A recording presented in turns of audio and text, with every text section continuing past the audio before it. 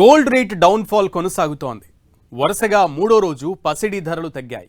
ఇవాళ తులం gold rate 1200 రూపాయలు తగ్గింది. 3 రోజుల్లో తులం బంగారం ధర 5000 రూపాయలకు పైగా తగ్గింది. హైదరాబాద్లో ప్యూర్ గోల్డ్ 10 గ్రాములు 1,40,780 రూపాయలు పలుకుతోంది. వెండి ధర మాత్రం భారీగా పెరిగింది. కేజీ సిల్వర్ రేట్ ఒక్క రోజే 5000 రూపాయలు పెరిగింది. కిలో వెండి ధర 2,40,000కు చేరింది. వరుసగా మూడో రోజు బంగారం ధర తగ్గింది.